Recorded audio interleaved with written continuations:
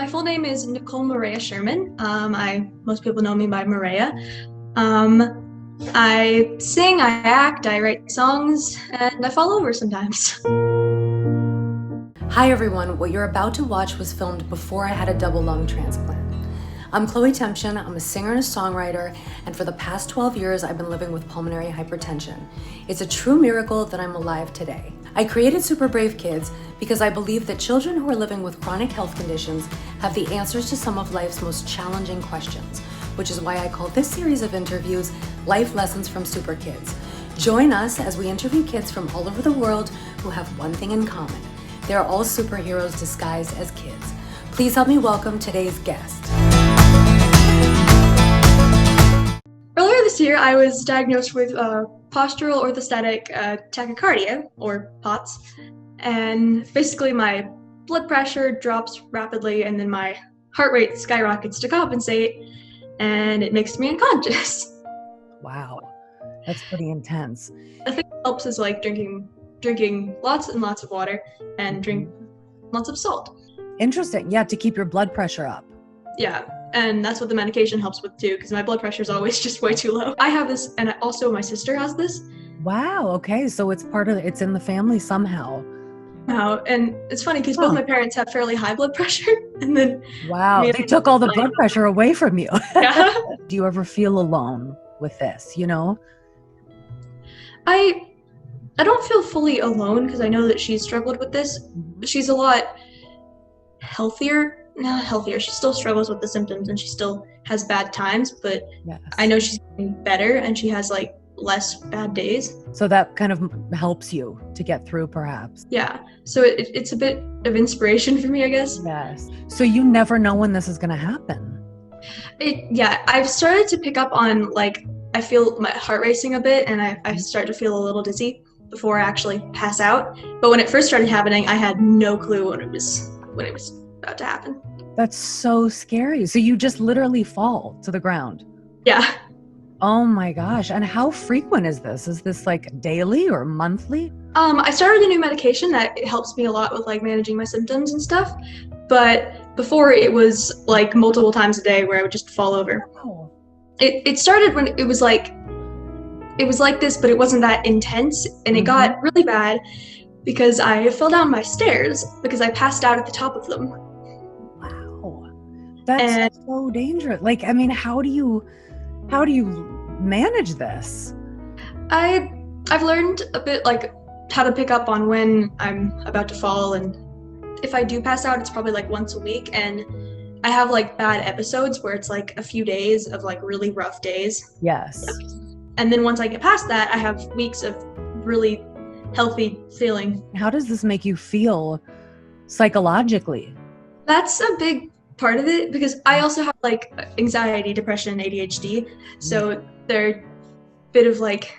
But other than that, you're doing great. Yeah, I'm doing great. Yeah, exactly. Falling down the stairs of anxiety, depression, but I am good. Doing great. Yeah, believe me, I get it. And when you say, because I don't want to just brush over what you said when you talked about anxiety, depression, ADHD, I mean, that's serious stuff. Does that stem, do you feel, from having a condition, or is that something you've lived with? That's something I've lived with for a while. It definitely affects the condition in like different ways. And like my depression when I first got diagnosed got a lot worse because I was just like, I can't do anything. Yes.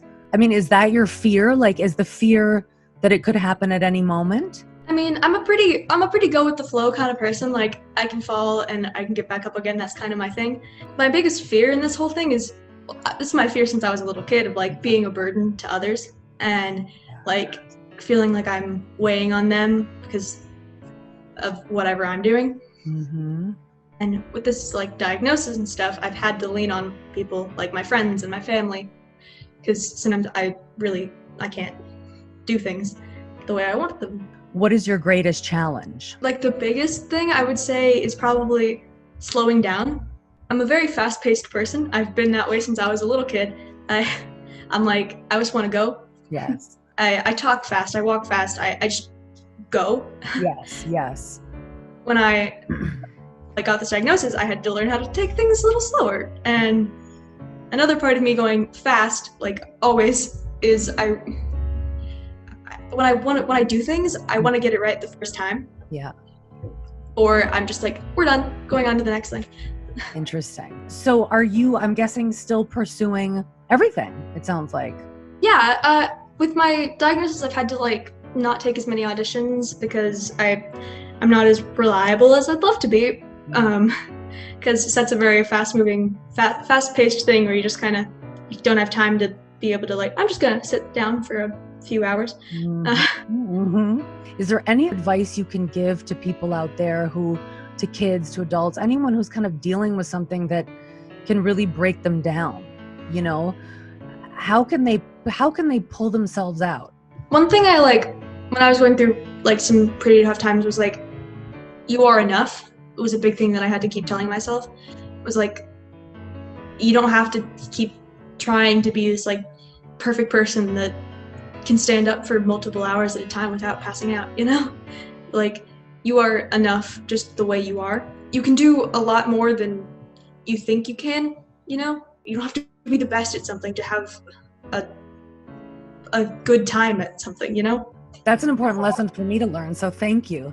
Because I have a hard time with that one. So I'm taking your advice for myself. It's, you know, it's like the perfectionist thing, it all has to be perfect. But in other words, pursue and go for it no matter what, and do what makes you happy, and it doesn't have to be perfect. Yeah. Essentially. I'm all about like doing things like make yourself happy, you know, like yes. Make bad art, write bad poetry, like play video games on easy, like do things. If it makes you happy, then it's totally worth it, you know? That's also how you get better at it. Exactly. It's part of life, you know? Yeah.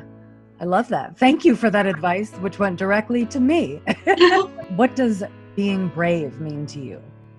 Being brave to me means pushing through no matter what the odds are, you know? Like, persevering. What are the superpowers that are going on that certificate? Give them to me. Super adaptable, super strength, and never giving up. Perfect. What is your superhero name? I said earlier that I was obsessed with space, and it's my sister's fault, but I am obsessed with space. And like, I love it.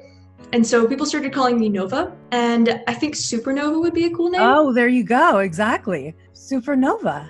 Yeah, and it kind of fits the theme of like, you kind of have to go through something difficult and you become something a lot more beautiful and more like inspiring, I guess, whatever, you know? Yeah, I'm with you on that. Totally with you on that. But this was so great. I'm so happy to get to know you. I loved it. Great. And now we're going to start the real interview. That was the prep. Gotcha, yes. Thank you for your time. Thank you for sharing your story. Thank you for letting me be a part of this, by the way. This was really awesome, and I love this whole organization thing that you're creating. It's really awesome.